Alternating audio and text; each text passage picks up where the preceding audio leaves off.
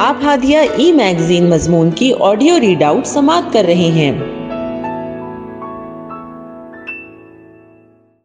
سامعین السلام علیکم ورحمۃ اللہ وبرکاتہ۔ میں ہینا کوثر ہادیہ کی شمارہ اگست 2023 کے مضمون کی آڈیو پروگرام میں آپ کا استقبال کرتی ہوں۔ آئیے ہم اس کا آغاز ہادیہ کے زمرہ گوشۂ مطالعہ سے کرتے ہیں۔ کتاب کا نام جب زندگی شروع ہوگی، مصنف ابو یحییٰ اور اس کے تبصرہ نگار نرگس حور ہے۔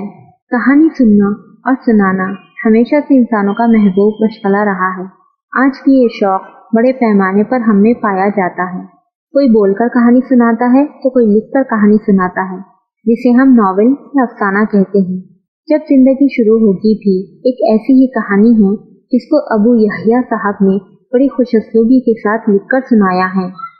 جب زندگی شروع ہوگی ابو یحییٰ صاحب کا پہلا اور مشہور ناول ہے۔ ابو یحییٰ صاحب اردو دنیا میں اب کسی تعارف کے محتاج نہیں رہے۔ ان کے اس ناول نے انہیں پوری دنیا میں متعارف کروایا ہے۔ ابو یحییٰ صاحب پاکستان سے تعلق رکھتے ہیں اور ماہنامہ انداز کے مدیر ہیں۔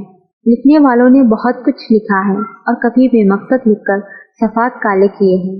ایسے لوگ بہت کم ہوتے ہیں جو ایک عظیم مقصد اور اعلیٰ پیغام کو دنیا تک پہنچانے کے لیے قلم اٹھاتے ہیں۔ ایسے ہی کامیاب اور نایاب لوگوں میں ابو یحییٰ صاحب کا شمار ہوتا ہے۔ جب زندگی شروع ہوگی ایک ناقابل فراموش داستان اور زندگی کو بدل دینے والی کہانی ہے۔ یہ ایک ایسی داستان ہے جو سوتے ضمیروں کو جھنجھوڑ کر جگا دے، بڑے بڑے سرماؤں اور متکبروں کو ان کی اوقات یاد دلا دے۔ سنگ دلی میں حد سے گزر جانے والوں کے لیے یہ عبرت نامہ ہے۔ کہانی کی شروعات روز قیامت سے ہوتی ہے، جس میں عبداللہ نامی نیک شخص میدان حشر میں کھڑا ہے۔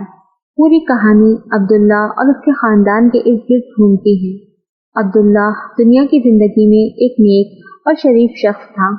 اس نے پوری زندگی خدا کے بندوں کو خدائی پیغام پہنچانے اور اسلام کے لیے جدوجہد کرنے میں صرف کر دی تھی، جس کا نتیجہ تھا کہ اسے میدان حشر میں گھوم پھر کر مشاہدہ کرنے کی اجازت دی گئی تھی۔ کہانی شروعات سے آخر تک قاری کو جکڑے رکھتی ہے۔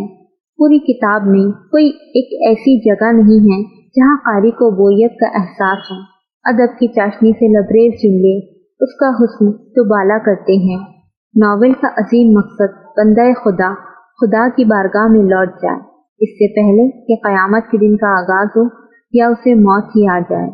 یہ ناول ہمیں بتاتا ہے کہ خدا کی دنیا میں خدا کو بھول کر زندگی جینے والوں کا اتنا بھیانک اور دردناک انجام ہوتا ہے، اور اس کے برعکس وہ جنہوں نے پوری زندگی مصائب و مشکلات میں گزاری اور ان کا صبر سے مقابلہ کیا، انہیں خدا کی جنتوں میں کیسا اونچا مقام ملتا ہے۔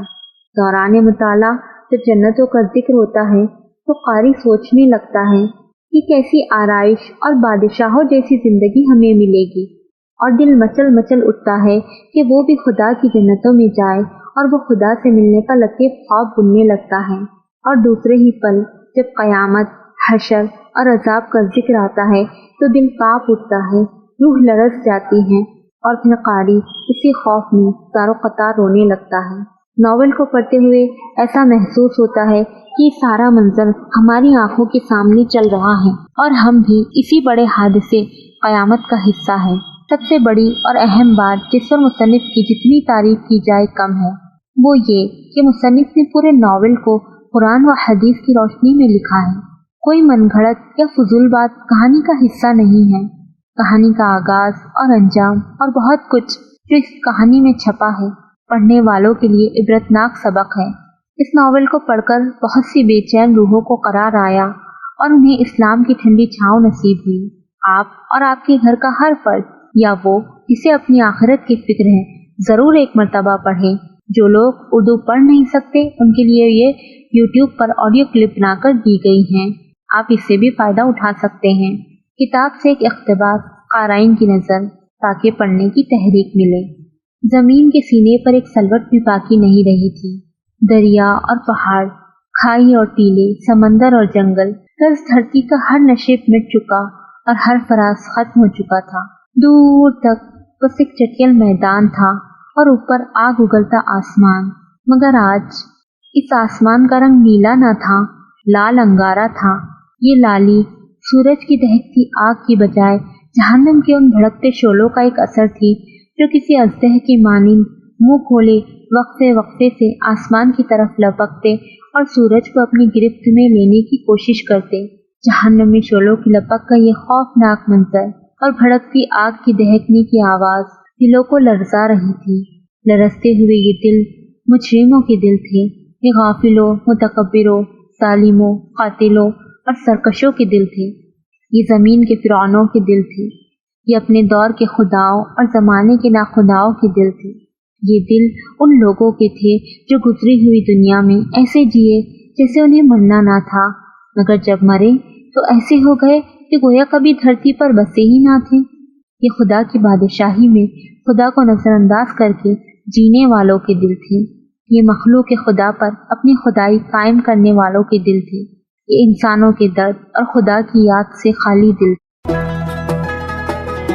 ہادیہ مضمون کی آڈیو سماعت کرنے کے لیے شکریہ۔